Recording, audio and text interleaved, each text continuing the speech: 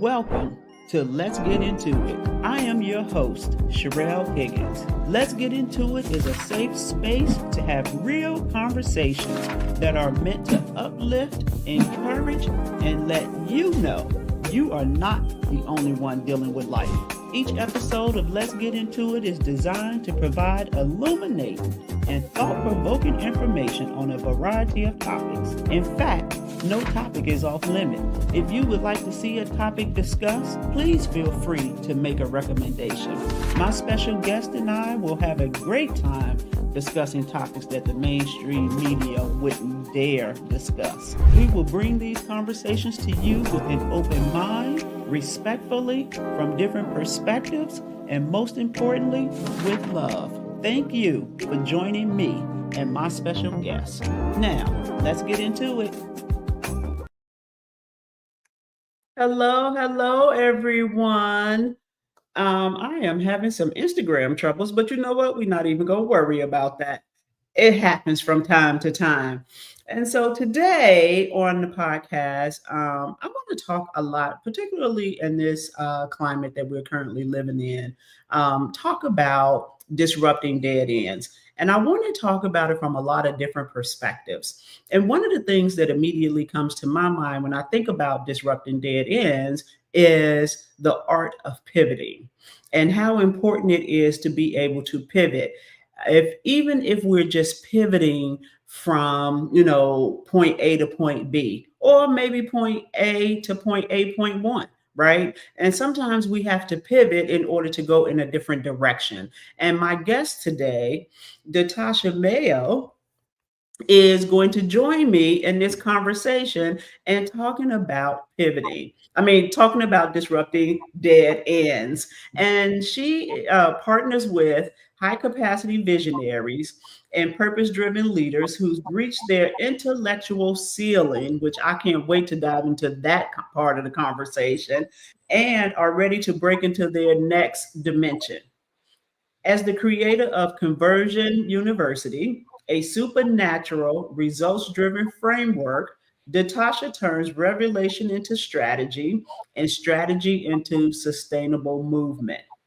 She's is rooted in mindset mastery, which I know my sister Sharon is going to love that part of the conversation because she has a book, Mind Your Mind. And so it's all about mindset mastery, not management, right? Because oftentimes we manage our mindsets, but we don't master them. So that's going to be interesting. Her work cuts to the core. Oh my goodness. That's where we have to start. And we have to start at the core and build out from there. So we'll talk about that. Multiplies purpose and shifts atmospheres, impacting not just lives, but multiple generations. And with us having so many generations living right now, it is imperative that we break a lot of generational curses and that we pass along a lot of the good things from one generation to the next that we have learned from our families, from our culture, and etc. So please join me in welcoming Datasha Mayo, the execution strategist. Hey. Thanks so much, Sherelle. I am so excited to share your platform with you today. Thanks so much for having me. And thank you for being here. So let me ask you this. Mm-hmm. What's disrupting dead ends? What does that mean to you? Yeah, thanks for asking that question because I believe oftentimes people aren't really sure when they read something exactly what that means, or they lean to their own understanding and they either accept it and or reject it or resent it. And so disrupting dead ends for me is when you have come to a fork in the road and you don't know which way to go. And so what happens is people typically operate at their limits, at their capacity, right? You'll hear people say with every new level, there's a new devil. Well, I respectfully disagree. With every new level, there's a new level of discipline that's required. And people call it the devil because they fail to discipline at that new level. And so that is disrupting the dead end. Oftentimes we operate in learned limits. And once we reach the ceiling of that learned limit, we don't know which way to go. And so you now need to be expanded and exposed to more in order to go. So that's what disrupting dead ends for me and dead ends and for me. And oftentimes it's with individuals that are peak performers, right? And so they have professionally did all the things, but they have not personally developed. And so they leave their personal development behind to fend for itself. And when they get to this fork in the road, because now it's about who are you, not who you've learned to be, they're stuck. You just said a mouthful. Let's dissect that a little bit, because it's not who you are, it's who you learn to be. Yeah. And leave your personal growth behind while you focus on your professional career. Often people end up not knowing who they are, but who they learn to be in their workplace, right? Yeah. And I think, with the whole pandemic happening, people had a hard time transitioning or pivoting because their whole way about themselves was in the workplace. And we know that the workplace is the home. How do I navigate that? And I think a lot of people struggle with that. And now they are being forced to go back into the workplace. They've become so comfortable with who they are at home that now they got to pivot again to who they are going to be in the workplace, which may look very different than who they were in the workplace prior to the pandemic. Correct. Yeah. And so it's like an identity crisis, right? Because who you've learned to be has been tied to the work that you have done. But what happens when that work expires?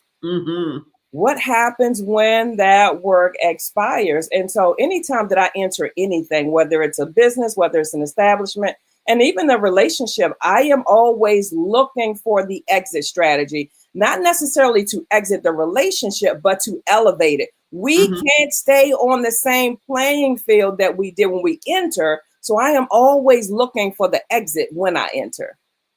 And that's important because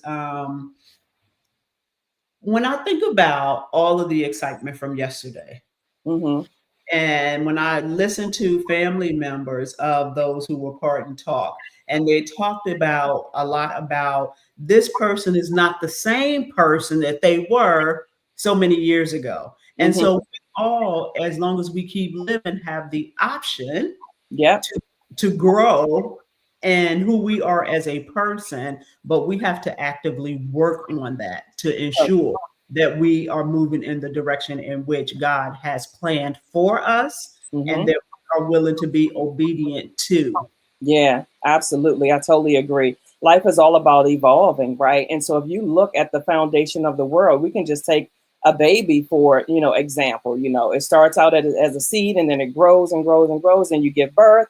And then we're at 1 day to 1 month to 10 months to, 1 year old and on and on and on. So you can just see the progression of birthing a baby, that life was designed to evolve. But somewhere along the way, people decide to stop evolving and think that's okay. Well, no, it's not okay, because what was once great will become fair and not good if you don't evolve it. Come on now. So LaWanda said 100. Yeah. And so let's talk about, how do you recognize that you have hit a dead end in your professional career? Yeah. And so I do self-introspects, right? Often. I used to do it quarterly. I now do it monthly because, especially with the way life is evolving now, it can happen in a moment. And so I do self-introspections. And what I mean by that is that I take a moment to drop into myself, right? To see myself outside of myself and say, where are you?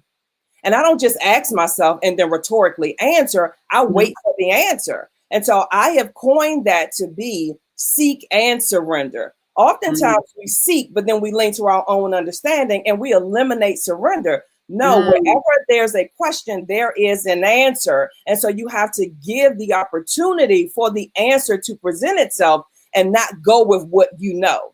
And so if you will sit with yourself for a moment and locate yourself, seek, ask, right? The Bible tells us that if you ask, you shall receive. Sit with yourself, ask, and allow the answer to come.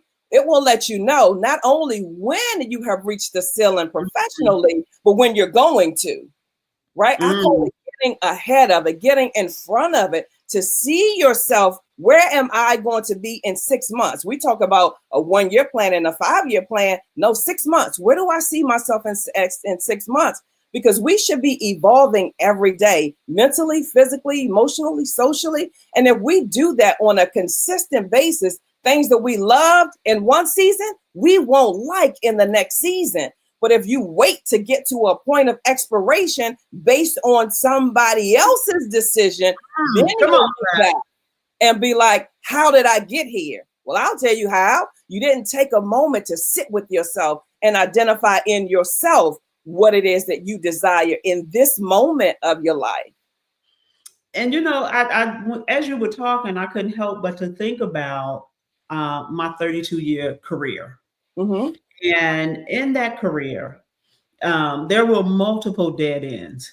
Yeah. And I knew that the dead ends were coming because of how I was feeling. Mm-hmm. And so, but there was always the straw that broke the camel back, sort of, Yeah. was the message that it was time for me to move on. Mm-hmm. I didn't fight the message. I just moved on. Yeah. And one of the things I would often mentor people in the workplace about is this is not the only job. Mm-hmm. If you're not happy with this job, go get another one. Yeah, but what about, don't be afraid, right? Yeah. This is a job for you. Don't be afraid. When you go to the next place, you may find that they have, let's say, more perks than what you getting on this job that you think you love so much. Yeah. I mean, you just never know if you never give yourself the chance to go and check it out. So Sharon said, that is what I did during my self-determined sabbatical. You are speaking my language. I love that. And we need to take sabbaticals with ourselves to, as you were saying, check in. Like, what's going on? How do you move to the next thing? And when do you move to the next thing? Because every next thing may not be the thing that you're supposed to move to. Correct. Yeah. And what I like in that too is that we have to give familiar a funeral. Right. And so what I mean by that is that we will become so accustomed to familiar that it guides us when it's out of alignment. And so familiar in some instances needs to have a funeral. You need to give it its proper burial. And we're not able to do that if you're not checking in. And so that's why we get on jobs and we stay in jobs that expired long ago. But we stay there because it's familiar, it's comfortable, it's safe. Well, if we don't know anything now, safe ain't safe. Safe ain't safe. Safe is not safe. And so we have to bet on ourselves. And what I find is that people bet on everyone else that bet on them. You are in the position because they see your value. Will you see your value? Will you see the value that they see in you for you to move on? So one of the things I used to say all the time in the workplace, when I was in a position and I felt like the organization was benefiting more from my talents than I was benefiting from my talents, it was time for me to move on. Yeah, for sure. Yeah. And as you said, they don't value you for the most part in this country as an employee. It's all about what you could do for them and never about what they could do for you. And so I don't know how you get comfortable in that position. Yeah, exactly. And I think one of the things, I'm sure there are many, but I think one in particular is that we don't give ourselves a vision for our job. You give yourself a vision for everything else, the life that you want, and then you tether yourself to this job to dictate how you're going to get what you want. but you don't give yourself a vision for the job that you in to dictate to it what it's going to give you. Right. We gotta set the vision for everything. And if we are going to avail most of our lives to a job, then we most certainly should give it a vision, because whatever we command will show up and whatever we don't won't. And so give your job something to rise to until you and not you rise to it. We're talking about a performance evaluations. Well, based on what? Have you also performed for me? Right. Oh, come on now. Come on now. That thing. Yeah, have you performed for me? And so you're only able to do that as if you have a vision. Now let's look and see what I gave, and then also look and see what you gave. Are we aligned? If not, then we need to have a conversation. Okay, so we got Carla here. She said, "Hey, Coach Natasha. Hey, Sherelle, Hey, small girl." And Sharon says, "Give familiar a funeral." Wow. Yes, Sharon. Yes. Yeah. And so let's talk about the dead end in a friendship. Yeah. Because oftentimes one party of the friendship doesn't realize that they're at a dead end in the friendship. Mm-hmm. And I know I have been in this position before Mm-hmm. because I just don't pay that much attention to other people and their stuff. Mm-hmm. And so as long as it's not impacting me, I don't typically worry about it. And so when we're talking about dead ends in a friendship, my Mm-hmm. friendship was had hit a dead end after 30 years. Yeah. Mm-hmm. It probably was dead way before that. I was gonna say that. Yeah. I just didn't know. Yeah. But Yeah. the minute I found out, I was like, okay, cool. I wasn't mad. I wasn't upset. I wasn't none of that. I was like, okay, cool. On to the next, right? Yeah. And so how do we not only recognize dead ends and friendships, but also recognize and know what to do to make that exit? Yeah, that's a good question. So a few things that I do, one of which now, right, in with wisdom, I no longer say that, hindsight is 2020. It's not. It's delayed revelation, right? You had to get on the other side to see it and then be like, oh, so it's not it's not 2020. It's delayed revelation. But now with wisdom, what I do is any relationship that I enter into, I ask God, what's the purpose? Is it a project or is this a relationship? And even if it's a relationship, how long, God? What is the purpose? And so I know going in, so I don't tether myself to something that was temporary, right? Oftentimes we go into relationships with the mindset of what we hope the person to be. And so we stay there because we are chasing after hope when they're never that person, right? And so in those relationships where we have been in and it has expired, we have to look again within ourselves. One, how do we attract that person? We thought one thing, they thought another. So what was in me that I even attracted that person and or stayed beyond the time the friendship was supposed to be? What is that within me? Because I don't want to repeat that lesson again, right?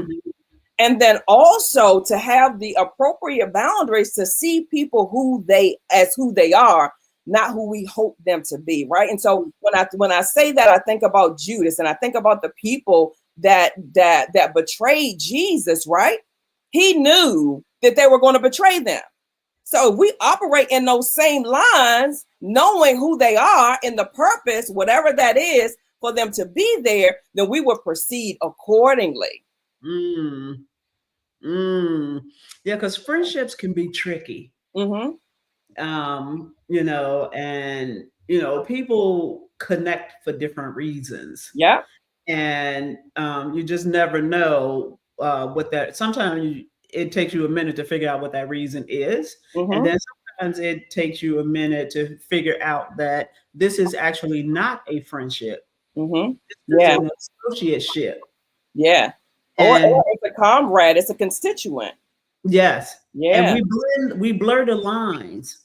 right? Mm-hmm. And so I often laugh at people when I hear people say, "Oh, this is my best friend," I know. Listen. and I'm Yeah. just like, Yeah.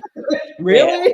This Yeah. my best friend. This my best friend. This my best friend," and I'm just like, "What does that mean?" Yeah. When you identify somebody as a best friend, does that mean that they're the best friend you have out of everybody you know? Like, what does that really mean? Like, did they do something to earn that title? Like, Yeah. I don't know how people get there. Yeah, yeah, I don't either. And well, one way that I've seen over and over again is that people bond over trauma. And so if we Mm, have like issues, then we connected at the hip. But the moment that one person heals, you no longer have that connection. And so that's mm, where you see the separation. And then that's where you see all of the issues show up online. And then I asked myself, well, weren't they your friend last month? You had this whole long dissertation. Now you can't stand them, right? And so it's mhm, because the things that they're bonding over are out of alignment. mhm. And or they have decided to make someone a friend that was never a friend to begin with. They were a project, right? Yes. And so they were there to help them and they married the help. Mm, Yeah, they married the mm. help. Because friendship is a marriage, it's a covenant. And so once I call you friend, you are a friend indeed. And so I'm now in covenant with you. And so they Mm. married a help. It was a project. You were supposed to help them and you married them. Oh, wow, that's powerful. So Yeah. Lawanda says people are in your life for a reason and or a season. Yeah. And Sharon says, I have sister friends for sure. And Yeah. so I definitely have some sister friends. Mhm. Um, and so I don't know about that best friend thing though. I just that's always funny to me when I hear people say this is my best friend. And I'm Yeah. like, does that mean this the person you share all your secrets with and you don't tell nobody else these secrets? Like what does that really mean? So that's just Yeah. in Yeah. my Yeah. I totally agree. I think that we need to look into our friendships from the depth of ourselves, right? mm, And ourselves evolve. And so we should just as I mentioned earlier that I do a self introspect every month now. We should also being a self friend introspect of ourselves because mm, are we mirroring and are we elevating in our friendships? Because we should. Somebody should always be pulling and being pulled. If it's mhm. going either way, then that's not a friendship. It's a project, and that's okay. We just have Right. to understand that from the beginning.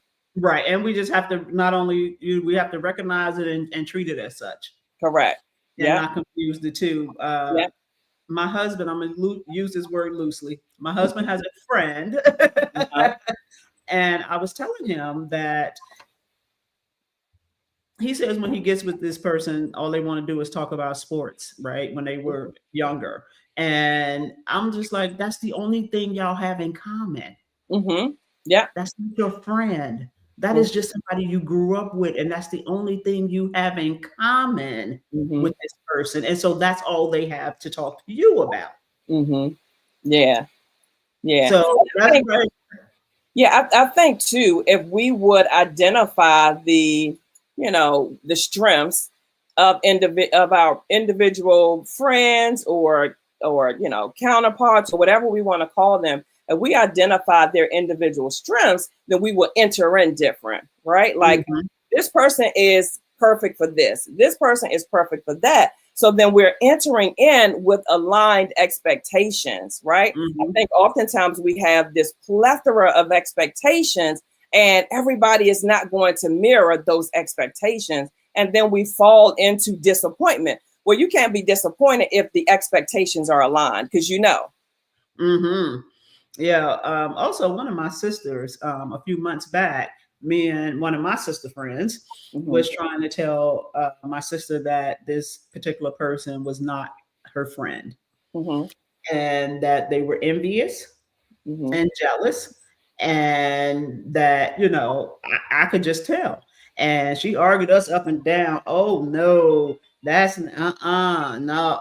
And then the other day I heard her, somebody asked her about this person, and I heard her say, oh, we don't really talk like that no more. And it took everything in my soul. Because you might be reading your social media posts. I'm trying to do better. I had to dig deep down to my core not to say, yeah, I told you so. Yeah. I'm saying it now, and I know she on here. I told you so. Listen, I overstand it. And one of the ways that even now, right, I help myself with that, or things alike, is that I believe now that some plant, some water, and God gives the increase. And so, the first mention could be a planting, then the other waters, and then God gives the increase, which is revelation, right? And then for you to come to yourself. When I was raising my children, they're now 31 and 27. But when I was raising them, the onset of parenting, I would tell them things and they would just dismiss it. And then somebody else would come by and tell them the same exact thing. And it's like the roof has just lifted off the building. I'm like, I just told you the same thing. And so I said, you know what? I don't care who the mailman is, as long as the mail gets delivered. Yeah. Okay, so my husband has a phrase that says "same stuff, different house," but except for he don't use the word "stuff." Okay, same stuff, different house, and I promise you that applies with my kids. My son just said to me the other day, "See, sometimes I listen. I'm like." And I know goodness well when it comes to my husband, I could tell him sometime blue in the face, and he will act like it's foreign language. I guarantee you, within the next 48 hours, I'm gonna hear him on the phone using those same exact friends. And I'm like, oh, that makes sense. Yeah. Let's see here. We got a comment. Sister friend is used to honor those sacred friendships that feel like sisterhood. She shows up when life is heavy, celebrates you when you win, and holds you accountable when you need it. She's your confidant, your prayer partner, your ride or die, basically the person you can be fully yourself with. No mask, no judgment. I hope this makes sense. Yeah, that makes sense. I get it. Yeah. I also get when you said, Natasha, that you got to know the person's strength, right? Yeah. I know that if I'm in an uncomfortable space, I know that I can call one of my girlfriends if I want prayer. Yes. Right?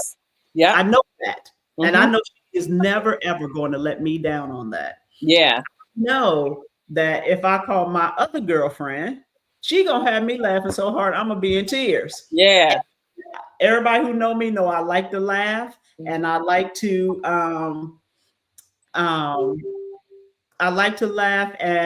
I will definitely be in stitches. And so if I'm in an uncomfortable space, I know that if I call her, I'm just gonna be laughing. And I know it isn't, and she gonna, make it basically whatever it is, it ain't that big of a deal, right? Yeah. I know that she will never let me down in that line of sight. And so that is really, really important. Yeah. Also, let's talk about, this is a good one. Let's talk about disrupting dead ends in intimate relationships. It's been so long since I was in a dead end relationship. I can't even really remember back.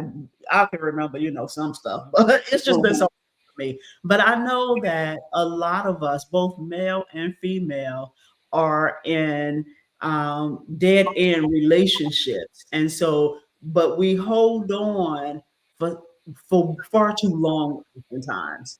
And so, why is that? Yeah. So one of the things that I mentioned earlier is that we hold on to the hope of who we hope for them to be, right? The other thing is that it's familiar. And so again, you got to give familiar a funeral. And so because it's something that you learned, you saw either in your household or somewhere else, you have learned that it's okay. It's not. And so you hang out there in the hope that it will change. You hang out there in the hope that something will just, magically happen or that it will just disappear. Right. And Mm-hmm. so, with that, once again, it comes back to us. It comes back to ourselves. If we sit with ourselves and see, one, how did I even attract this? And why am I still hanging around it? We will make completely different decisions. Mm-hmm. At the same time, making sure that people are holding themselves accountable from the front door Right. Right. also matters. And so accountability is so far and few and in between in relationships that people just, go with them, and then they look up and they've been in a relationship for 10 years that they knew was a dead end when they entered. One of the things that I ask people is, how did you get past hello? You knew at hello that this was not your person, but something within you settled. And now you're settling, the ing. But do we really hold ourselves accountable? Yeah. In intimate relationships? Mm-hmm. Oftentimes you hear, yeah, but the other person did this. Mm-hmm.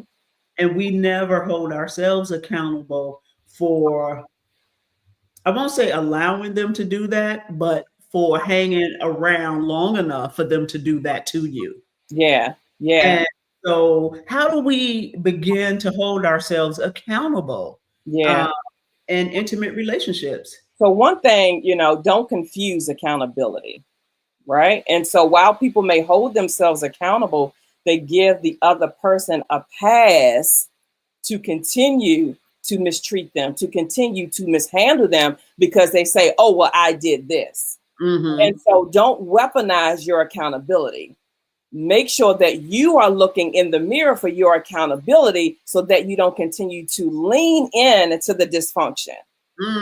Why am I, not to give them a pass, but to locate yourself and then make a decision from that location. Mm-hmm.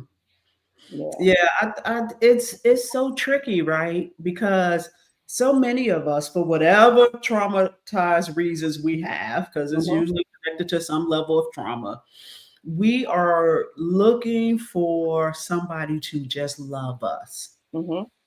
But yet we don't love ourselves. That part. Yeah. It's that part, because when you say, I just want somebody to love me, you need to ask the question, how? Right. And if you're not able to answer how, then you need to begin to seek the how for yourself and begin to love yourself that way, because we attract who we are, whether we want to be accountable to it or not. We attract who we are. And then also it's a worth issue. You don't believe you're worthy of love at the next level. You don't believe you're worthy to be adored and admired. And so you settle for what's come because that's where your worth is. That's a whole word right there. Yeah, that's where your worth is. So you settle for it, right? And then there's so much dysfunction there that when somebody does come and they adore you, you resist it, you repel it because it's unfamiliar. Yeah, I think with the intimate relationships, people often, this like just drives me crazy. Hashtag relationship goals. Yeah. Yeah, here's the thing with that. Yeah, listen, I don't know. Here's the thing, listen, because I'm getting all worked up already. I don't want to be like you when I grow up, because I don't know what you went through to get to where you are. So no, I don't want to be like you when I grow up. I want to be like who God created me to be before the foundations of the world, because he said that I have a plan to prosper you. And so I want God's prosperity, not yours, because yours is limited based on your level of resilience, right? And so I don't want what you have. I can be inspired, but I don't want your life, because I don't know what it took for you to get there and what it's taken for you to maintain it. So no, relationship goals is never a thing you'll see me right, because no, I don't. Yeah. I was laughing looking at Instagram the other day about the Remy Ma and Papoose stuff, and in the comments, people were saying, "Oh no, remember y'all was like relationship goals. Now see where that got you." and, Yeah. Yeah. and a person who is often elevated Mm-hmm. uh, because of my marriage. Mm-hmm. And you're right. People don't know what we went through to get here, Yeah. right? And people don't know that, every day is not a great day. Every That day is part. not, I don't like him every day. I'm sure he likes me every day because who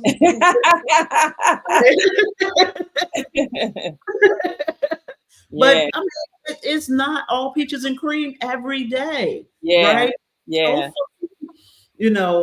we definitely have more days that we like each other than we have that we don't like each other. Yeah, for You sure. relationship goals, you have to Yeah. find a relationship that works That for works for you. you. Right. And you have to set the boundaries for the relationship you want to have. Mm-hmm. I'm high maintenance. I know it. My husband knows it, and he does what he can, and the rest he ain't worrying about. Yeah. Yeah. Right? Yeah. And so people think, oh my God, I wish I had a man like him. Do he have any brothers? I'm like, no, he don't, and you probably wouldn't want him. Yeah. Yeah. Yeah. Absolutely. Because just because he is who he is does not mean that would be passed on to a sibling brother, right? Hello, Jesus. Yeah, you can say that again. Right. Absolutely. Yeah, and so because you don't know what you want, you haven't taken time to get to know you in this season, right? Again, oftentimes people are operating off of familiar. What they liked when they were 16 is not what you're going to like at 36. And so if Mm, you don't take a self-introspect and give yourself a vision for each season that you're in, you'll accept what shows up, mm-hmm. right? Yes. Because we're now Yeah, operating in desperate energy, and desperate begets desperate. So know absolutely. yourself in this season. And how do you know yourself? Ask, what is it that I am being called to in this season? Another thing is that people marry where they are instead of where they're going. Mm, mm, You come should be on. marrying, you should be getting in relationships, platonic and romantic, for where you're going, not where you are. And so Mm, that's why when I see people that are like minds, when I say like minds, I'm not saying that we think the same, but you have a growth mindset, right? I'm mm-hmm. excited, I'm motivated because you have a growth mindset, and we may be able to collaborate, and that collaboration may end up into some level of relationship. But I'm not connecting to anybody that doesn't have a growth mindset in anything. Yes. Dr. Paulette said almost everything relates back to how we view self, Yeah, doesn't it? Yes, absolutely. absolutely. Absolutely, Paulette. Yes. I Yeah. was talking to these ladies the other day, and I said to them that I did not know that there was such a thing as women not being confident Mm-hmm. until well into adulthood. Mm-hmm. I did not know that was a thing because that's Yeah. not how I was raised. That's not how my cousins were raised and the people that we grew up with, right? And so I had no idea that that was even a thing. And Yeah. then when I realized that it was a thing, I had to then realize what a big thing that was Mm-hmm. and how widespread it is. And so if we're talking about disrupting dead ends, how do we disrupt the dead end of not being confident, not feeling good about yourself, about not letting other people place value on you, but you place value on yourself and then you add the tax?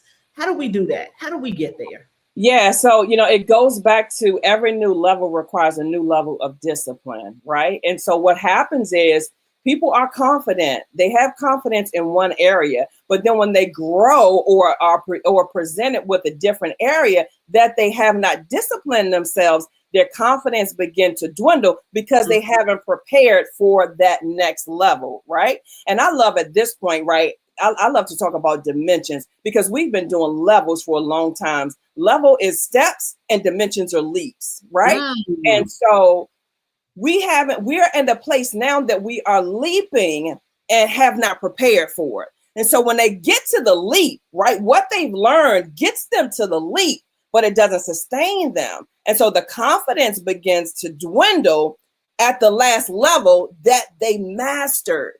And so you Mm, got to master your confidence at every level, every dimension, so that when you arrive there, you've already been there. mm, You know, I belong. This is home. I seen you 10 years ago. The vision that I created, that the vision that I created 10 years ago, it's now my reality. mm-hmm.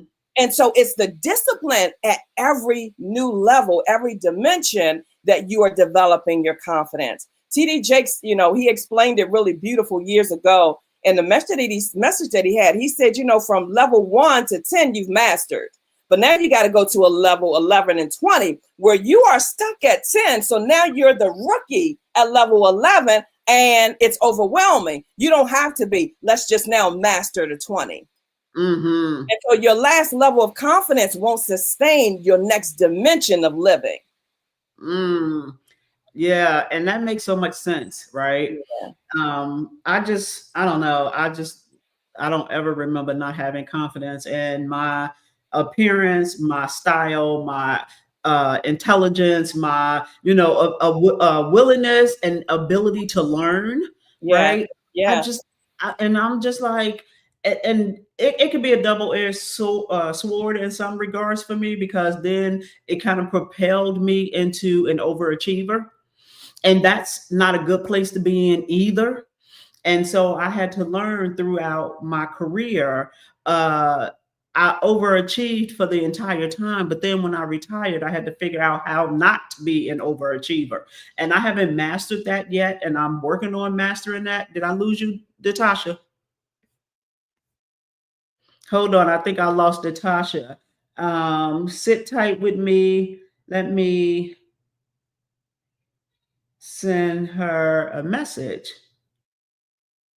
Um, oh,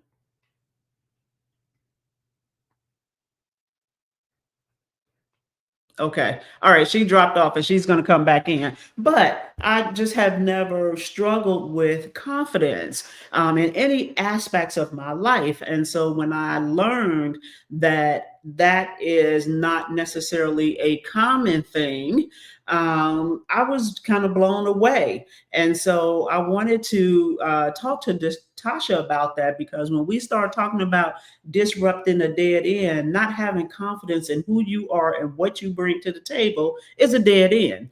And we have to make a conscious decision to move in a different direction and do the work, because it's not going to happen overnight. We have to actually do the work to ensure that we propel ourselves to the next level and are able to sustain at that level.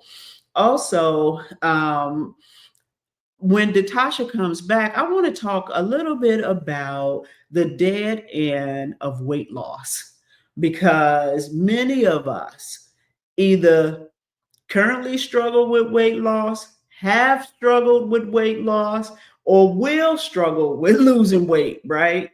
And so we want to make sure that we have that conversation. And yes,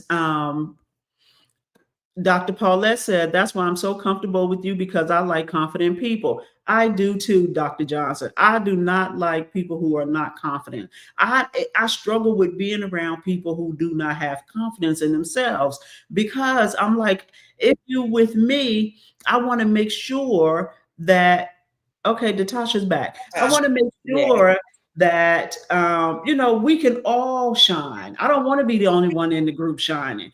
Yeah. Still talking about confidence here. I don't want to Mhm. be the only one in the group shining. If you're in the group with me, I want us all to shine, right? Absolutely.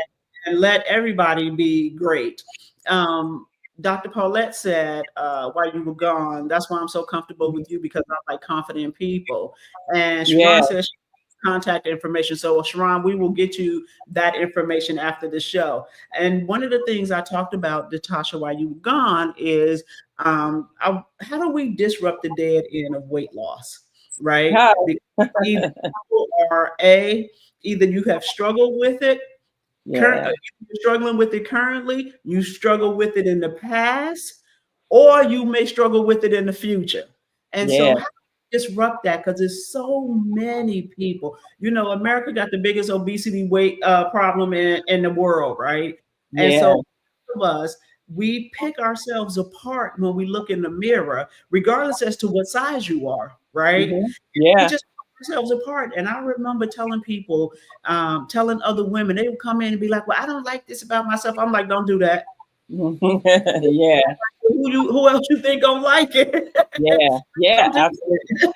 I mean, you Yeah. got to work with what you have. I've been all Hmm. sizes. I've been as big as a 16 and as small as a 2, right? So Hmm. I've been a lot of different sizes. And I remember sending a picture to one of my really, really good friends, Hmm. George, who is the most honest person I know. And I Hmm. sent it to him, and it was when I was heavier. And I Hmm. said to him, "I did not know I was that heavy. Why you ain't tell me?" He said, "Well, Yeah. 'cause you had so much confidence, I didn't think it mattered." So let's talk about this weight loss struggle. Yeah. Yeah, I definitely can speak to that because, like you said, I have been multiple sizes, and my wellness journey started as a result of me being obese. Right, I was almost 300 pounds in 2009, and I actually came to myself, literally looked at myself in the mirror, and said, "How did you get here?" My Mm, mother created a culture of winning, so I too have always had explosive confidence. Right. And so, in that, again, as I mentioned earlier, wherever there's a question, there's an answer. And so, when I asked myself, "How did you get here?" The answer is that you put everybody else first, mm, made yourself last, and by then you were exhausted, right? And so I then began to go on a quest of health. And in that, I realized that it was not just about what I was eating, but rather what was eating me.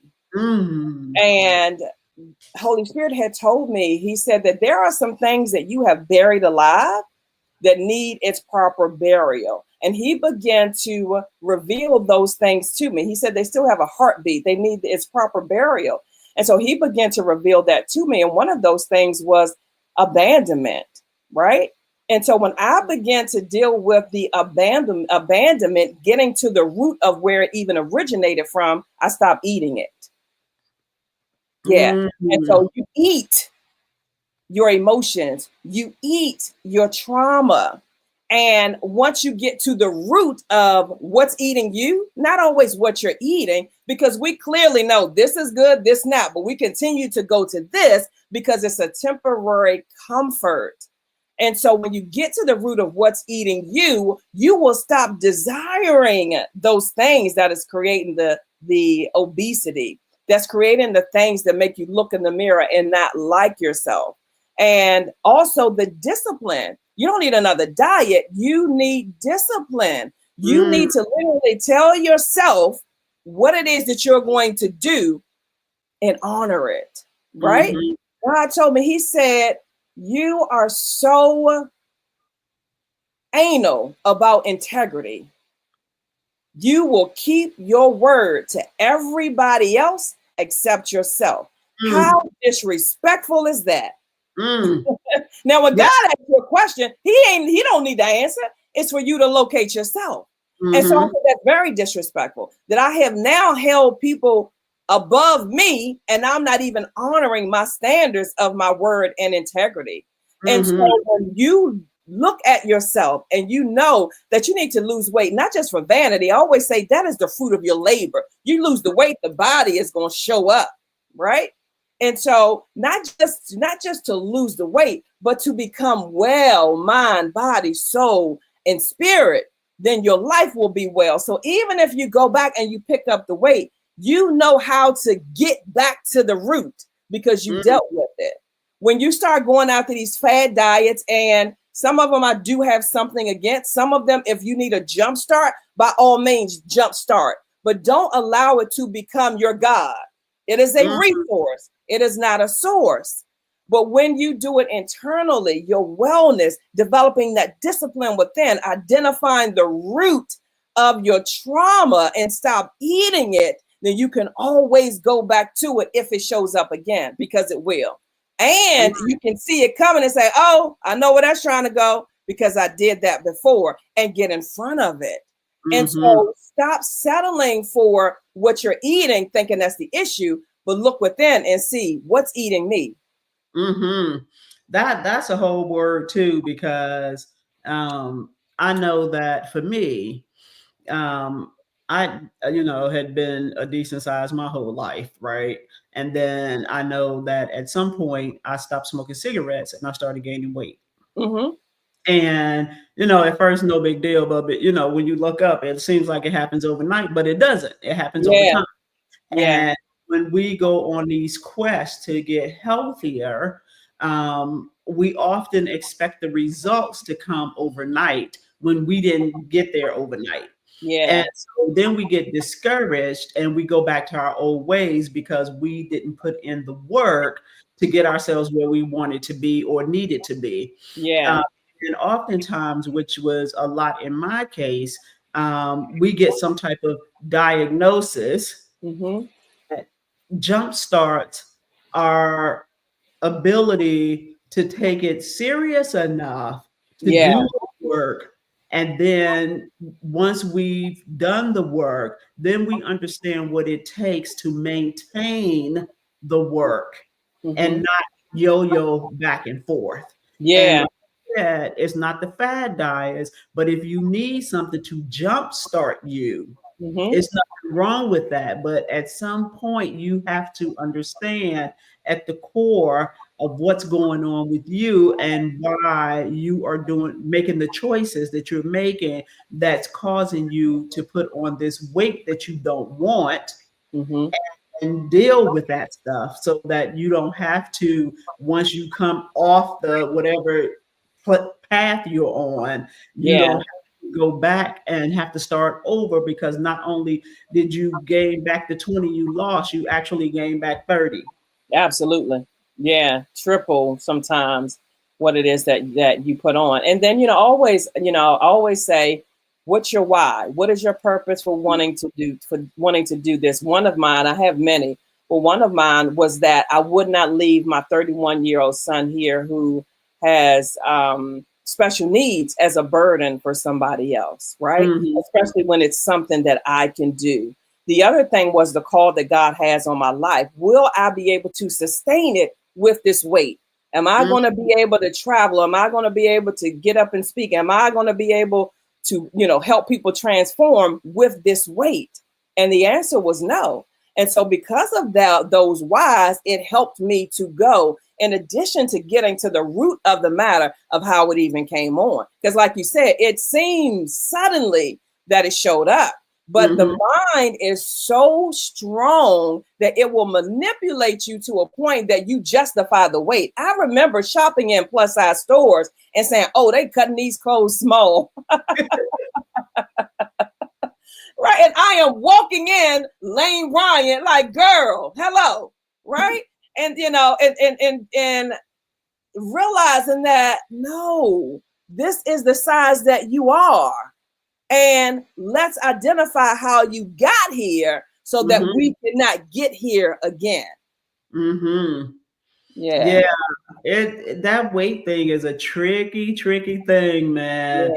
And people say, I exercise all the time, I'm active, but you have not dealt with the root cause. And therefore you're not getting the results from your exercising that you want, because you haven't dealt with the root cause. You haven't dealt with the root cause, Some people are aerobically fit. They do work out, but you can't outwork out a bad diet. You can't outwork out trauma, right? And so you have to realize, you work out, but are you doing the real work? And that's one of the reasons why I transitioned from just doing the physical personal training to now personal development and mindset mastery, because for years people would come and work out like a racehorse only for life to happen, and they allow life to happen instead of them happening to life. And I realized there is a major disconnect, because if I can help you master your mind, you will no longer be over there trying to figure it out. So let's shift it and start with the mindset mastery.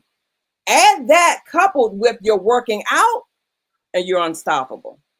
Oh, I love that. Yeah. Mindset mastery. Mhm. And in your bio, I read mindset mastery, not just management. Yes. And, when I read that for the first time, I was like, that's powerful because most people just manage their minds to a point where it keeps them from going, as we used to say, late back in the day, going crazy, right? Right. Right. And so, and because they were just managing their minds, but when you master it, not only is there a huge amount of gratitude that will Mhm. come with that, but peace Yeah. comes with that. And Absolutely. I'd say all the time, you can't put a price tag on a peace of mind. And Yeah. That's good. if your mindset is at peace, you can handle those things that life are going to throw at you Yeah. without, going back to your old habits and gaining that weight back or getting, as the kids say, spinning the block with an old flame and all of that. Yeah. Yeah. Yeah. Absolutely. Yeah. Absolutely. Because your mind was never designed to be managed. It was Mm, designed to be mastered because life is evolution. And so if you mm, hang out with management, you'll continue to get what you've always got. mm, which is the definition of insanity. Insanity. Yeah. All right. Yeah. This was great, Natasha. I told you the time would go by quick. The I time has know it did. really quick. So thank you so very much. I would just want to do one last plug here. Sharon would love, I'm going to connect you and Sharon, but she would love for you and everybody else on this call to join her book talk. And so there's a link in the comment section. That is Okay. right. Mind Your Mind. Yes, Sharon. We I talked love about that. that earlier, the name of your book. And so we want to again, I want to thank you so very much. I love this conversation because we all have been at dead ends Yeah. and all had to disrupt that dead end at some point, whether we wanted to or Absolutely. not. And so this is just a reminder of how powerful our minds are, that we have the ability to disrupt the dead ends. Absolutely. Thank So you for having me. I enjoyed it. okay, great. Sit tight for me for a minute, Natasha. I'm going to do my what the hell segment. Okay. So, what the hell? Yesterday, the media, YouTube, everybody was buzzing about the pardons and also the commutations that y'all president issued yesterday. But one of them in particular seemed to be getting more buzz than any of the others. And it made me sit back and ask myself why. Is it because this person is who the media has defined as a kingpin? Is it because the media has once again put an African American in a bad light over the years? Even though this person had been locked up for a long, long, long time, 52 years is a long time, and they have been locked up all of this time, and yet the media still is referring to this person as a kingpin, and I'm talking about Larry Hoover. But yet, we're not talking about and we're not outraged at the pay for release scheme that is going on with these pardons and commutations. So I'm gonna throw a couple names out there, and I want to invite you to look up what these people have done. I'm gonna toss out Todd and Julie Chrisley. We all know who they are. We all know that $39 million fraud scheme, tax evasion. Like, we have to pay our taxes, right? And we don't have the luxury of postponing it or putting it down the road. And so when I had to ask myself, what the hell, I had to ask myself why, when I didn't pay enough taxes, did I have to get on a repayment plan with penalties and fees?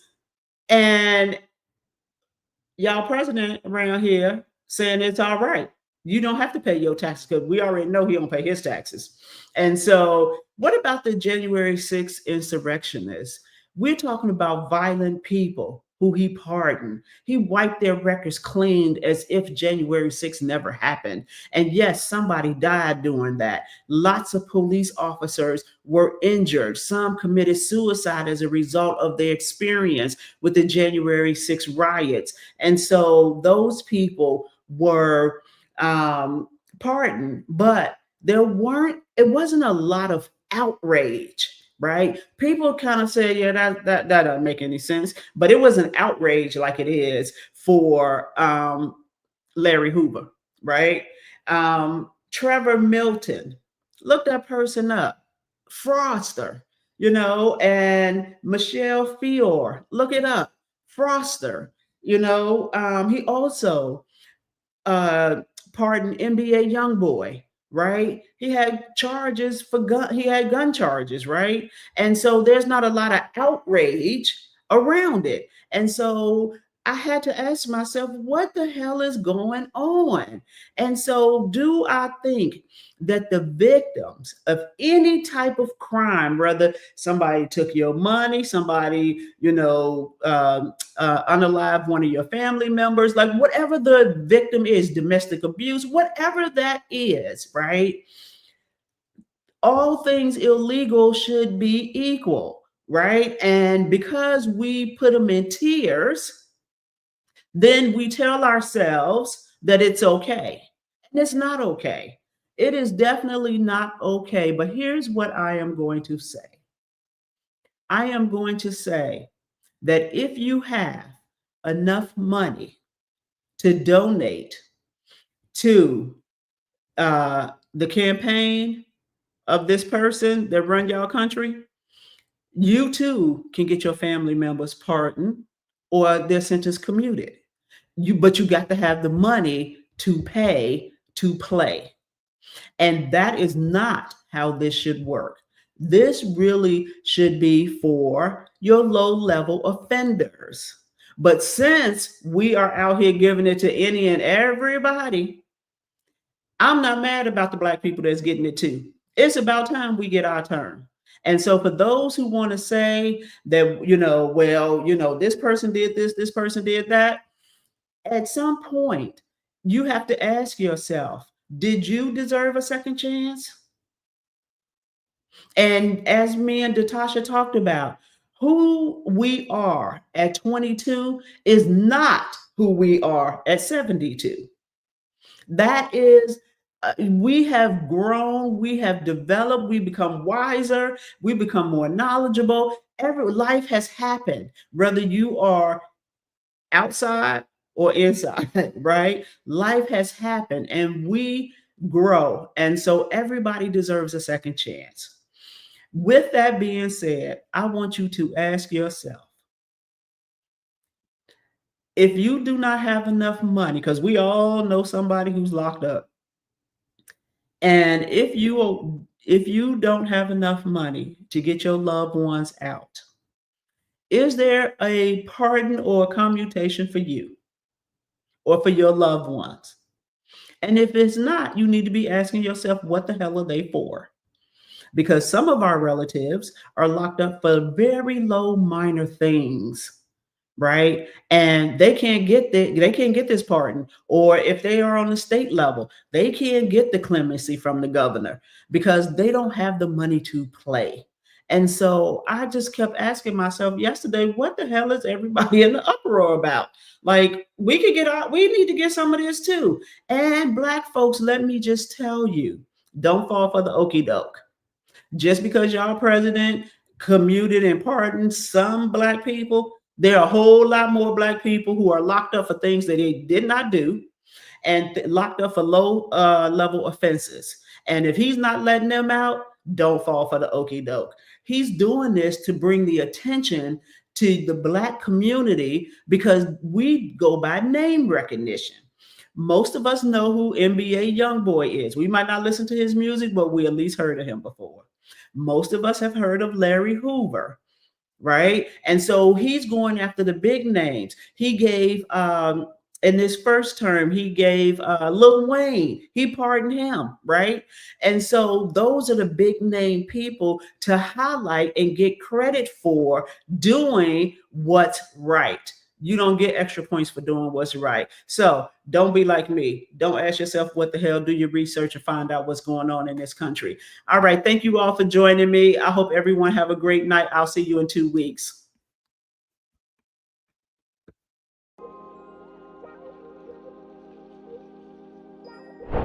Thank you for joining and participating in Let's Get Into It. I want to thank my special guest for being brave enough to get into it. Without you, these conversations cannot happen. Remember, different viewpoints, respect, and love are the foundations of Let's Get Into It.